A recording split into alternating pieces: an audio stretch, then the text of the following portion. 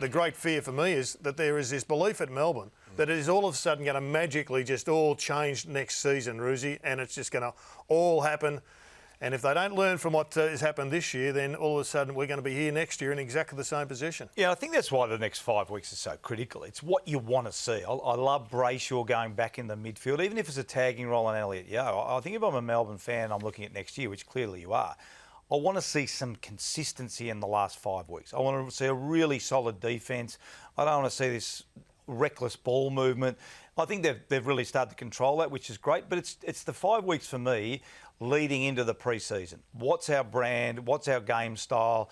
For me, it's now no longer about whether we win or lose, because there's some really good signs on the weekend, but just a real consistent game style. Players in, like Bailey Fritsch started mid, he's been back, he's been forward. Where's he going to play? Let's play him in a position. Let's make sure he gives himself a chance. They're forward now, that's fine. That's what I'm looking for if I'm a Melbourne supporter. We'll let him off the hook too easily this year, Gaz. We'll let him off the hook too. Yeah. It's been unbelievable. 4th to 17th on the ladder. You got to get it off the chest, Gaz. What's your opinion though? Of what's really gone wrong? Well, I don't think that's going to appease the Melbourne supporters. I know that's the good positive slant, and the rational would look at it. I've thought about it long and hard, and the only conclusion I'd come to is that last year is an aberration. And that's the outrider. That last year was an aberration, and they're nowhere near as good as what the results would indicate last year. But they were building to last year, weren't they? Yeah, but when you look at where they've been and the footy club as a whole, this is an outlier, Brownie. I mean, this is 5th on the ladder last year. They're back where they have been, not comfortable being, but where they've been for 12 years. So you have to look at the 1 year in isolation as an outlier, an aberration. It's not the norm for this footy club. So we all fell in. All the optimism of last year, I fell in. We all fell in. We fell in at the halfway mark of the year, Jared, like you just said. I think the buyers come at the right time. They're going to rattle home. It hasn't happened. Right now, they're 17th on the ladder. They're below Carlton. They beat Gold Coast by a point and Carlton by 5 points. It was an aberration. I want to know how it can be an aberration, though, when you've got Gawn, Oliver, Viney, Brayshaw. Who else have you got? I've missed some midfielders there. Nathan Jones. Yep. That is an all-star midfield. That rates up there with the elite midfields in the competition who have been out there for most of the year. Max Gawn an all-Australian pace again.